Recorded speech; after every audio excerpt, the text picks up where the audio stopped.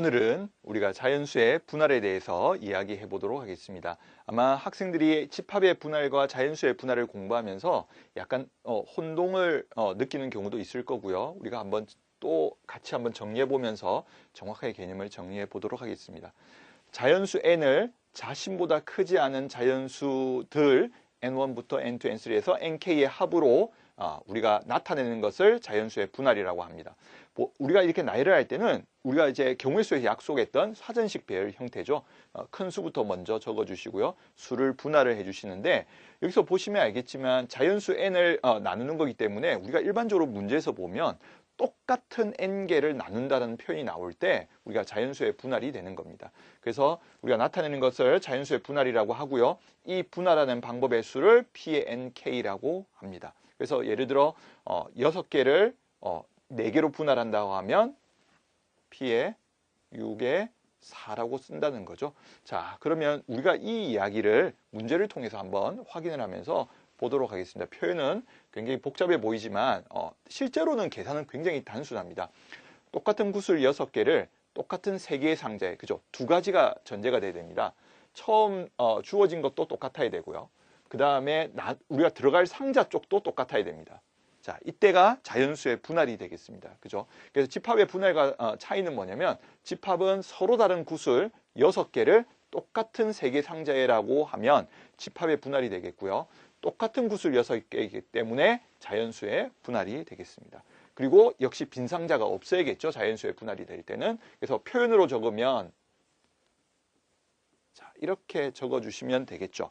자, 그런데 우리가 이제 뒤에서 다시 공식을 한번 정리를 하겠지만 기본적으로 우리가 교과서적인 방법으로 수를 분할할 때는 합으로 나타내면 됩니다. 6이고요. 자, 3개로 나눠야 되니까 가장 큰 수가 5나 6이 될 수는 없겠죠. 4부터 가능하겠네요. 그죠? 4개, 1개, 1개. 그 다음에 3개, 2개, 1개.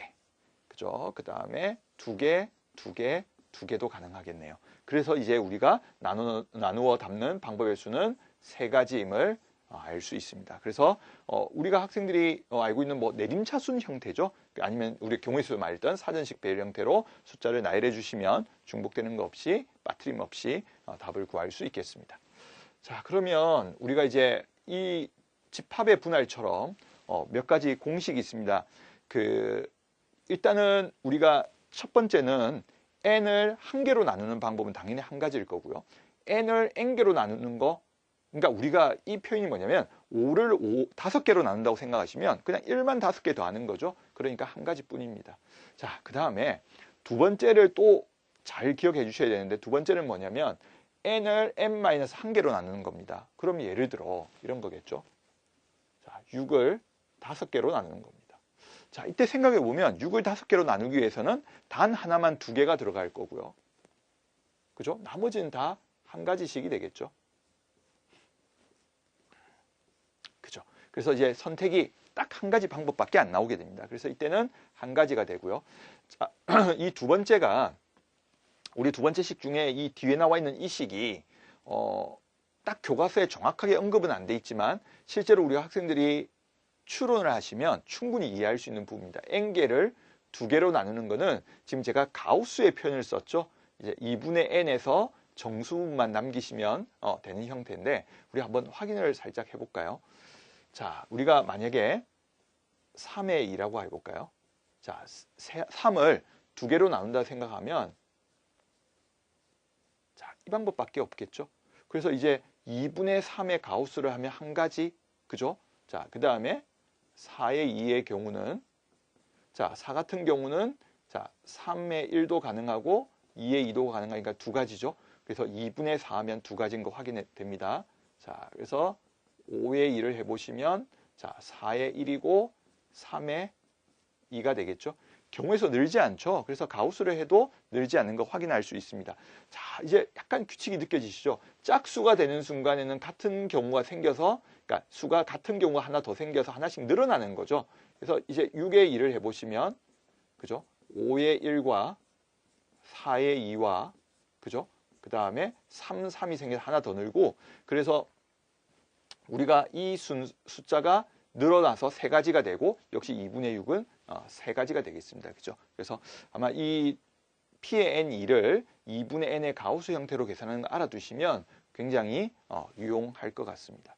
우리가 집합의 분할처럼 또 그 숫자를 계산하는 방법이 있는데요. 자, 일단 우리가 학생들이 기억해야 될 건 뭐냐면 이 n개는 집합의 분할과 달리 서로 구별이 되지 않는다는 사실입니다. 그래서 똑같은 n개를 k개의 뭐 상자에 담는다라고 생각을 하시면 어떤 특정한 우리가 지금 이 첫 번째 방법은 우리가 예를 들어 이 K를 하는데 최소한 한 개씩은 들어가기 때문에 먼저 한 개씩을 다 줘버리는 겁니다.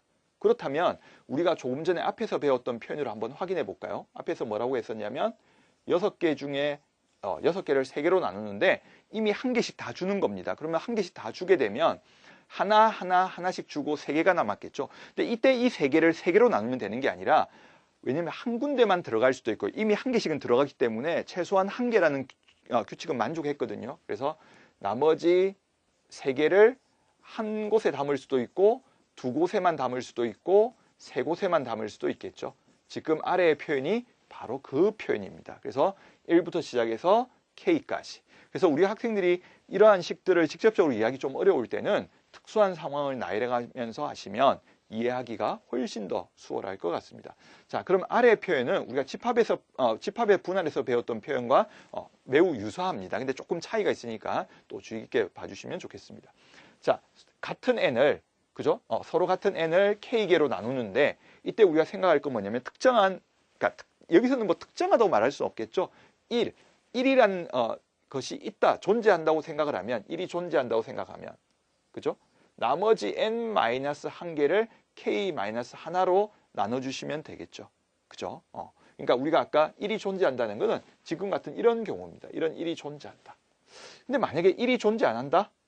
그러면 1이 존재 안 한다는 말은 전부 다 2 이상이라는 거죠. 그럼 하나씩을 다 먼저 줘버리는 겁니다. 그럼 n에서 k개를 뺀 게 되겠죠. k개를 빼고 나면 그 남은 것을 k개로 나누어 주면 된다는 뜻입니다. 이것도 어렵죠. 그래서 이제 우리가 학생들이 한번 확인을 우리가 아까 조금 전에 구했던 숫자로 한 번 더 확인하도록 하겠습니다. 자, 이 경우는 P의 6의 3을 자, 먼저 특정한 하나, 그러니까 1이 따로 있다고 생각하시면 1이 따로 있었습니다. 그러면 5개를 2개로 나눠주시면 되겠고요. 그죠? 자, 그 다음 1이 따로 없기 때문에 하나씩을 다 준 겁니다. 그럼 이제 3개가 남았죠. 그 3개를 다시 3개로 나눠주시면 되겠습니다. 자, 그러면 우리 결과 아까 3가지 경우였는데 한번 확인해 볼까요? P의 5의 이 경우는 가우스를 씌우면 된다고 했죠. 2분의 5의 가우스니까 이쪽은 2가지가 되겠고요. 그죠? 3의 3은 n의 n이었으니까 1가지가 되겠죠. 그래서 3가지인 것을 확인할 수 있습니다. 우리가 좀 전에 나열해 봤던 이것과 순서가 숫자가 같은 것을 알 수 있죠. 자, 그래서 조금 복잡한 공식들입니다. 아마 그런데 한 번씩 나열해 보시면서 특히 아까 말씀드렸듯이 이런 식의 표현으로 외우는 건 좀 한계가 있습니다. 그래서 항상 이런 실제 예를 가지고 연습을 해보시면 좀 더 공식이 잘 암기가 될 것 같습니다. 자, 오늘은 자연수의 분할은 여기까지 하도록 하겠습니다.